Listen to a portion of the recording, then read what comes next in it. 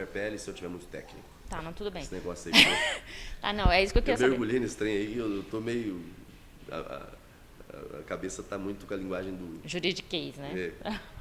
Então, vamos lá. Deputado, eu queria que o senhor explicasse o que muda com esse novo Código de Processo Civil, se aprovado, que o senhor pode até falar só 1, 2 ou 3 pontos, não precisa se alongar não, tá? De repente, até com essas contribuições que o senhor deu, que eu acho melhor. Vamos lá? Deputado, o que muda com essa nova proposta do Código de Processo Civil? Quais foram as mudanças que o senhor considera mais importantes?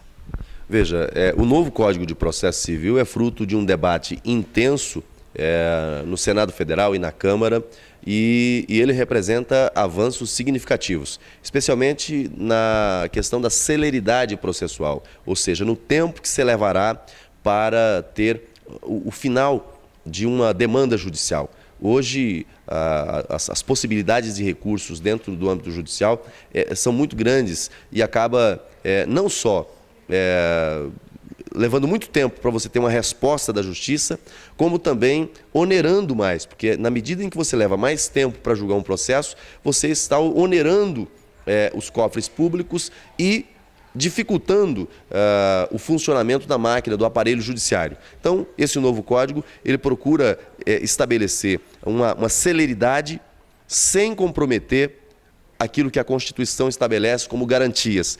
Ampla defesa, contraditório, enfim, todas as garantias constitucionais. Então eu vejo o novo Código de Processo Civil como fruto de um amplo debate e que vai dar uma grande contribuição para o bom funcionamento da processualística civil no Brasil.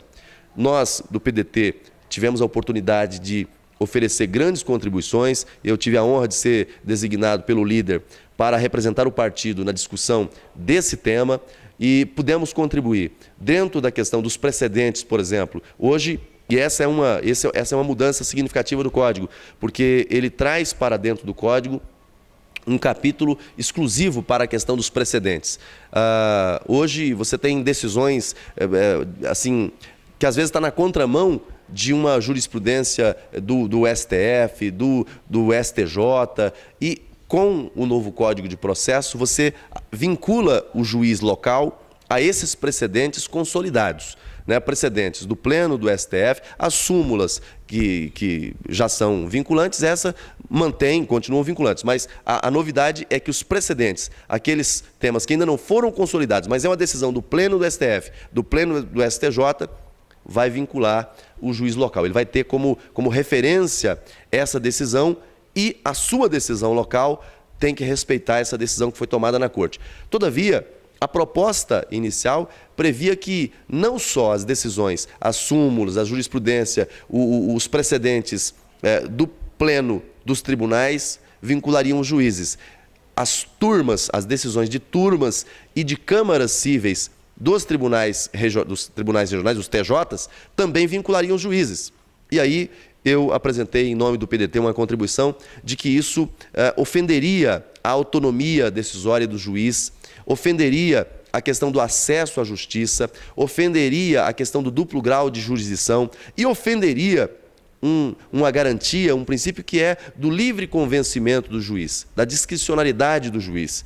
E o relator acatou a nossa sugestão e retirou aquelas decisões que são de turmas ou de câmaras, que são decisões não consolidadas, né, dependendo da composição da câmara ou da turma, muda o entendimento. Então, essas referências, esses precedentes não mais vincularão os juízes. Caso fosse aprovado do jeito que estava o texto, o juiz local, muitas vezes, se tornaria um mero despachante de precedentes dos tribunais. Então, acho que seria um prejuízo grande ao país, porque o juiz, ele analisa fatos, né? Fatos, e esses fatos são analisados à luz do direito. E, enquanto os tribunais, eles já julgam direito, eles não entram na questão dos fatos. Então, o juiz está mais próximo do cidadão, mais próximo da realidade. Então, você não pode tirar isso, esse poder discricionário que ele tem, de analisar os fatos, de colocar o seu sentir diante dos fatos e dar uma decisão que seja a mais favorável à luz da lei e à luz da realidade